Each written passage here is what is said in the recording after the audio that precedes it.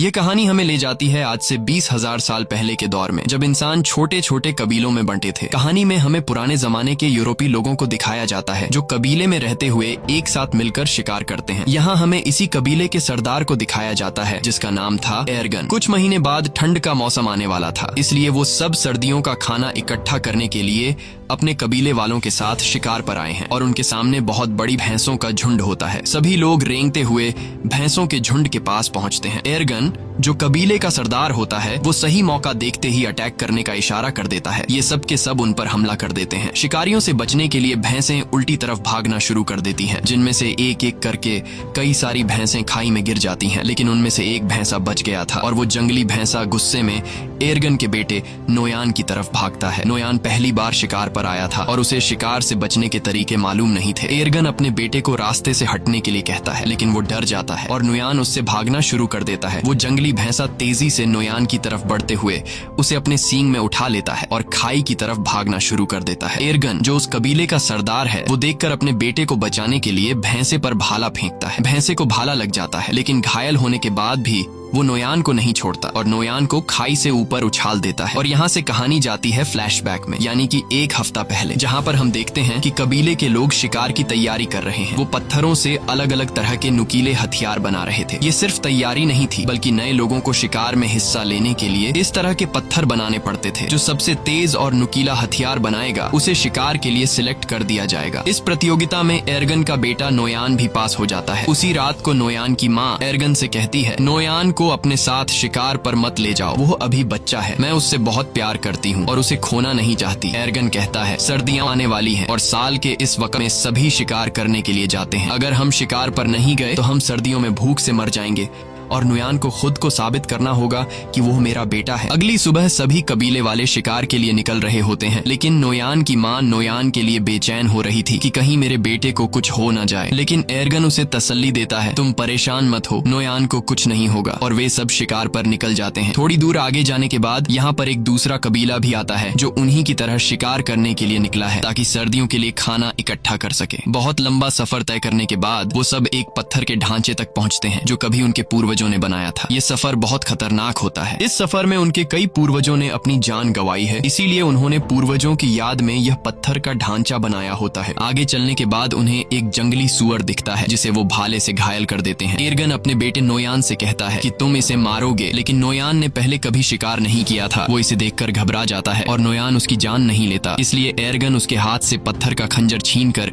जंगली सुअर को मार देता है। और उसके बाद एर्गन अपने बेटे से कहता है, तुम इतने कायर निकलोगे, ऐसा मैंने कभी नहीं सोचा था। यहाँ सिर्फ ताकतवर जिंदा रह सकते हैं, यही जंगल का कानून है। रात के अंधेरे में जब ये सब अपने शिकार को खा रहे होते हैं, तभी कुछ अजीब सी आवाजें सुनाई देने लगती हैं, जिससे एर्गन सभी को होशियार रहने को कहता है। तभी वहाँ अचानक एक शेर आता है और उनमें से एक लड़के को उठाकर ले जाता है। अगली सुबह वो उस लड़के की याद में एक छोटी सी समाधि बनाते हैं और शिकार की तलाश में आगे का सफर तय करते हैं। लेकिन कई मीलों का सफर तय करने के बाद भी उन्हें कोई शिकार नहीं मिलता। पूरा दिन चलने के बाद रात को ये सब एक गुफा में रहने का फैसला करते हैं, जहाँ एर्गन अपने बेटे नोयान के हाथ में तारों के कुछ टैटू बनाता है और उसे बताता है कि ये तारे तुम्हें रात को आसमान में दिखेंगे और जब तक उनका पीछा करोगे तो वापस अपने घर पहुंच जाओगे। दरअसल ये एक तरह का नक्शा है कि उनका घर किस तरफ है, यानी अगर कोई शिकार के दौरान भटक जाए तो वो इस नक्शे का सहारा लेते हुए अपने घर वापस पहुंच सकता है। सुबह होने के बाद एक बार फिर से ये शिकार की तलाश में निकल पड़ते हैं और तभी उन्हें जंगली भैंसों के पैरों के निशान दिखते हैं, जिसे देखकर सब खुश हो जाते हैं। अब ये जंगली भैंसों का शिकार करना शुरू करते हैं और यहाँ वो सीन आता है जब एक जंगली भैंसे ने नोयान को पहाड़ी से उछाल दिया था। कहानी वापस प्रेजेंट में आती है, जहाँ दिखाया जाता है कि जब नोयान को चट्टान से उछाला गया तो वो नीचे जा गिरा, लेकिन वो चट्टानों के बीच एक पत्थर को पकड़कर लटक जाता है। एर्गन जल्दी से वहाँ पहुँच जाता है और अपने बेटे से कहता है, हिम्मत मत हारना, मैं तुम्हें बचा लूंगा। लेकिन तभी वो पत्थर टूट जाता है जिसे पकड़कर नोयान लटका हुआ होता है। नोयान चट्टानों से टकराता हुआ नीचे गिरता है और चट्टानों के बीच में बने बने हुए एक छोटे से रास्ते में जा गिरता है। एर्गन अपने बेटे को बचाने के लिए जाना चाहता है, लेकिन उसके कबीले वाले लोग उसे रोक लेते हैं। वो कहते हैं, अब यहाँ से नीचे जाने का कोई रास्ता नहीं है। तुम्हारा बेटा अब इस दुनिया में नहीं रहा। हम तुम्हें खोना नहीं चाहते। तुम हमारे कबीले के सरदार हो। तुम्हारी जिम्मेदारी है कि तुम हम सब की हिफाजत करो और हमें वापस घर ले चलो। लेकिन एर्गन किसी की भी बात को मानने को तैयार नहीं था। वो पूरी रात उसी चट्टान के किनारे बैठकर अपने बेटे को आवाजें देता रहता है, लेकिन आखिरकार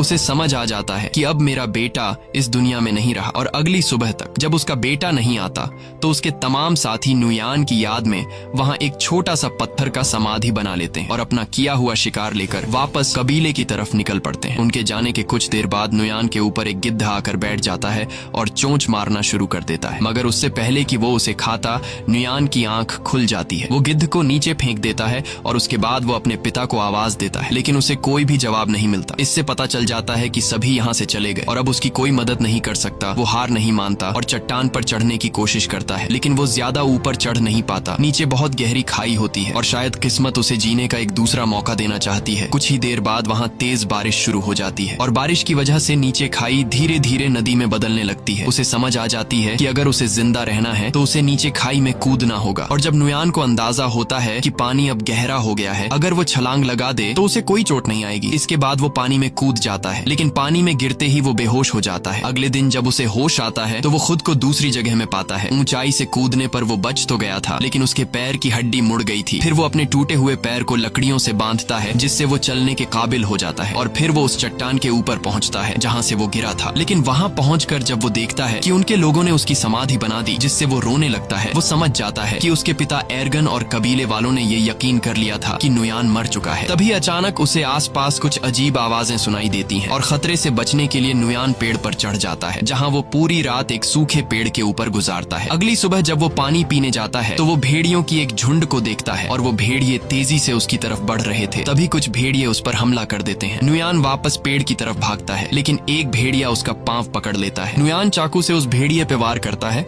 जिससे वो भेड़िया जख्मी होकर नीचे गिर जाता है और नुयान जल्दी से पेड़ पर चढ़ जाता है। सारी रात भेड़िए नीचे उसका इंतजार करते हैं, लेकिन जब सुबह होती है तो सब भेड़िए जा चुके होते हैं। सिर्फ वही जख्मी भेड़िया वहां पर मौजूद होता है जिसे कल उसने चाकू से मारा था। नुयान सबसे पहले अपने चाकू से अपने लिए एक भाला बनाता है और भेड़िए को मारने जाता है, लेकिन जख्मी भेड़िए को मारते वक्त उसे रहम आ जाता है और वो उसे मारने का इरादा बदल देता है। इसके बाद वो पहले उसके मुंह को पट्टी से बांध लेता है और फिर उसे उठाकर उस गुफा में ले जाता है जहां वो अपने कबीले के साथ एक रात ठहरा था। अगली सुबह उठकर वह जड़ी बूटी ढूंढने निकल पड़ता है और फिर उन जड़ी बूटियों को पीस कर अपने पैर पर लगाता है। इसी बीच जब वह पानी पी रहा होता है तो वह देखता है कि भेड़िया अपने मुंह पर बंधी रस्सी को खोल चुका है। ये देखकर पहले तो वह घबरा जाता है, लेकिन फिर नुयान आराम से उसे पानी देने जाता है। भेड़िया उसे अपने पास आता देखकर डर जाता है, लेकिन नुयान कहता है, मैं तुम्हें कुछ नहीं कहूंगा, मैं तुम्हारी जान बचाना चाहता हूँ। जिसके बाद भेड़िया पानी पी लेता है। अब भेड़िए को भी समझ आ जाता है कि मुझे इससे कोई खतरा नहीं है। नुयान ने जो जड़ी बूटी अपने पैर के लिए तैयार की थी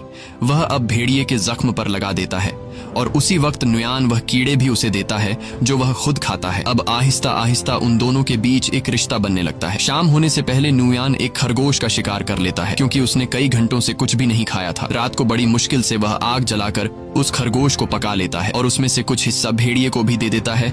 ये दोनों बुरी तरह से घायल होते हैं, इसीलिए कुछ दिनों तक उसी गुफा में रहते हैं। एक रात नुयान अपने हाथ के टैटूज को देखता है जो उसके पिता एर्गन ने बनाए थे और उन सितारों को आसमान में देखता है। वह कहता है, मुझे घर जाना होगा अपने माँ बाप से मिलने। और नुयान भेड़िए से कहता है कि तुम्हें भी अपने झुंड की तरफ लौटना चाहिए। अगली सुबह वह सफर के लिए तैयार हो जाता है। वह भेड़िए से कहता है, तुम भी अपने घर चले जाओ उससे पहले कि बर्फ पड़ने लगे। और वह वहाँ से निकल पड़ता है, लेकिन वह देखता है कि भेड़िया, जिसका नाम उसने अल्फा रखा है, वह उसके पीछे पीछे चलता आ रहा है। काफी दूर जाने के बाद भी वह भेड़िया उसका पीछा करता है। नुयान कई बार अल्फा को भगाने की कोशिश करता है, लेकिन वह पीछा नहीं छोड़ता। असल में भेड़िए को नुयान के साथ लगाव हो चुका था, क्योंकि नुयान ने उसकी जान बचाई। उसी वक्त अल्फा एक सुअर देखता है। वह उसका शिकार करने की कोशिश करता है, लेकिन कामयाब नहीं होता। नुयान समझ जाता है कि भेड़िया भूखा है। उसे वह खाना दे देता है जो खुद के लिए जमा किया था। ये पहली बार था कि अल्फा ने नुयान के हाथों से खाना खाया। अब ये दोनों दोस्त बन चुके हैं। उसके बाद अल्फा एक खरगोश का शिकार करता है जो ये दोनों मिलकर खाते हैं और रात को एक साथ सो जाते हैं। अगली सुबह अल्फा नुयान का मुंह चाट कर उसे जगाता है और जैसे ही वह उठता है तो अल्फा से कहता है, तुमसे कितनी बदबू आ रही है, और वह उसे जबरदस्ती दरिया में फेंक देता है। ये दोनों दरिया में नहाते हैं। यहाँ अल्फा खाने के लिए एक मछली भी पकड़ता है। उसके बाद नुयान वापस अपने सफर पर निकल पड़ता है। रात को वो दोनों आग जलाकर बैठे होते हैं। तब अल्फा कुछ महसूस करता है। हम देखते हैं कि वहाँ कुछ और भेड़िए आते हैं। अल्फा उनके पास जाता है। दरअसल यह अल्फा का परिवार है। नुयान समझ जाता है। वह उसे कहता है कि तुम्हें अपने परिवार के साथ जाना चाहिए और भेड़िया उनके साथ चला जाता है। अगली सुबह नुयान फिर अपने सफर पर निकल पड़ता है। अब ठंड बढ़ चुकी होती है। चारों तरफ बर्फ बरस रही होती है और नुयान उसी बर्फ में आगे बढ़ता है। तभी दूर से वह देखता है कि कुछ भेड़िए एक मरे हुए शिकार को खा रहे हैं, जिसमें अल्फा भी शामिल होता है। अल्फा को उसके साथी शिकार नहीं खाने देते हैं। नुयान उसे पहचान लेता है और दौड़कर अल्फा के पास जाने लगता है। तभी दौड़ते वक्त अचानक बर्फ टूट जाती है और नुयान उसमें गिर जाता है। दरअसल यह एक जमी हुई झील होती है। अल्फा को जब पता चलता है तो वह उसकी तरफ दौड़कर भागता है। वह उस बर्फ को कूदकर तोड़ने की कोशिश करता है, लेकिन बर्फ की परत काफी मोटी होती है, इसलिए वह इतनी आसानी से नहीं टूट पाती। पानी के अंदर नुयान की सांसें फूलने लगी थीं। फिर वो जैसे तैसे करके अपना चाकू निकालकर बर्फ की परत को तोड़ लेता है और पानी से ऊपर निकल आता है। और अब एक बार फिर से ये दोनों मिल चुके हैं। नुयान ठंड से बचने के लिए जल्दी से आग जला देता है और अपने कपड़े उतार कर शरीर को गर्म करता है। फिर अगली सुबह अल्फा को साथ लिए नुयान अपना सफर जारी रखता है। थोड़ा सा आगे चलकर उसे एक आदमी दिखाई देता है, जिसे देखकर वह बहुत खुश होता है। लेकिन जब करीब जाकर देखता है तो पता चलता है कि यह आदमी ठंड से जमकर मर चुका होता है। ये देखकर उसे बहुत दुख होता है। उसके बाद नुयान उस आदमी के टेंट के अंदर चला जाता है, लेकिन वहाँ उसे कुछ भी जरूरत का नहीं मिलता। जिसके बाद नुयान उस आदमी का तीर कमान ले लेता है और आगे बढ़ने लगता है। तभी वह देखता है कि उनके पीछे लगड़बग्घे उनका शिकार करने के लिए आ रहे हैं। वो दोनों अपनी जान बचाने के लिए दौड़ने लग जाते हैं और एक गुफा में घुस जाते हैं। वो लगड़बग्घों से तो बच जाते हैं, लेकिन अब वो उनसे भी खतरनाक जानवर के घर में घुस गए थे। दरअसल यह गुफा एक ब्लैक पैंथर की होती है। तभी ब्लैक पैंथर नुयान पर हमला कर देता है, लेकिन उससे पहले कि वो नुयान तक पहुंचे अल्फा उस पर हमला कर देता है। जब वो दोनों लड़ रहे होते हैं तो इस बीच नुयान अल्फा को कमजोर देखकर ब्लैक पैंथर को तीर मार देता है, जिससे वो मर जाता है। अल्फा बच तो गया था, लेकिन ब्लैक पैंथर से लड़ते लड़ते कई सारी चोटें आई थीं। इसके बाद नुयान अल्फा के जख्मों पर मरहम लगाता है और उसकी जान बचाने के लिए उसका शुक्रिया अदा करता है और उससे कभी न छोड़ने का वादा करता है। अगली सुबह एक बार फिर से वो दोनों अपने सफर को जारी रखते हैं। कई मील सफर करने के बाद आखिरकार नुयान को वो समाधि मिल जाती है जो उनके पूर्वजों ने बनाई थी। उसे देखकर वो बहुत खुश हो जाता है और उसे पता चलता है कि वो अब तक सही रास्ते पर चल रहा था। अब वो अपने कबीले से ज्यादा दूर नहीं, जल्द ही वो अपने कबीले के पास पहुंच जाएगा। तो अब फिर से सफर जारी रखता है, लेकिन थोड़ी दूर जाने के बाद अल्फा गिर जाता है। कमजोरी और जख्मों की वजह से वो अब चलने के काबिल नहीं था। नुयान बिना टाइम जाया किए अल्फा को अपनी गोद में उठाकर कबीले की तरफ बढ़ने लगता है। बर्फीला तूफान बहुत तेज था और कई हफ्तों से नुयान सफर कर रहा था, इसीलिए अब उसे आगे सफर करने में बहुत मुश्किल पड़ रही थी। लेकिन वो हिम्मत नहीं हारता और आहिस्ता आहिस्ता कबीले की तरफ बढ़ता है। एक जगह पहुंचने के बाद उसे दूर से अपना कबीला दिखाई देने लगता है। इस दौरान उसके पिता को भी पता चल जाता है कि दूर से कोई आ रहा है। इतने दिनों बाद अपने घर को देखकर उसकी खुशी का कोई ठिकाना नहीं था। उसके बाद जैसे तैसे करके वो अपने कबीले तक पहुंच जाता है और वहीं पर गिर जाता है। नुयान को देखकर उसके माता पिता दौड़ कर आते हैं। उसे देखकर उन दोनों को यकीन नहीं होता कि ये हमारा बेटा है। वो दोनों मान चुके थे कि हमारा बेटा मर चुका है, लेकिन अब उसे जिंदा देखकर वो बहुत ज्यादा खुश हो जाते हैं। फिर नुयान अपने पिता से कहता है कि अल्फा को बचा लीजिए। यह कहकर नुयान बेहोश हो जाता है। कुछ घंटे बाद जब उसकी आंख खुलती है तो वो अपने घर में होता है। उसके माता पिता और कबीले के लोग चारों तरफ बैठे हुए होते हैं और अल्फा भी उसके पास में ही लेटा हुआ था। लेकिन यहाँ उन्हें पता चलता है कि अल्फा ने कुछ बच्चों को जन्म दिया है। ये देखकर नुयान चौंक जाता है। यानी अल्फा एक भेड़िया थी और प्रेग्नेंट होने के बावजूद अल्फा ने सफर पर नुयान का एक एक कदम पर साथ दिया। ये देखकर नुयान उसे अपने गले लगाता है और दिल ही दिल में उसका शुक्रिया अदा करता है। अब कहानी के एंड में हम देखते हैं कि कुछ हफ्ते बीतने के बाद अल्फा के बच्चे अब काफी बड़े हो चुके हैं। यह एक नए दौर की शुरुआत होती है। यहाँ इंसानों ने जानवरों से भी दोस्ती करना शुरू कर दी है। आखिर में ये दिखाया जाता है कि नुयान कई मुश्किलें झेलने के बाद आखिरकार घर पहुंच गया और अब अल्फा और उसके बच्चे भी उसके साथ थे। इसी के साथ कहानी खत्म हो जाती है। अगर वीडियो आपको पसंद आई हो तो हमारे चैनल को जरूर सब्सक्राइब कीजिए।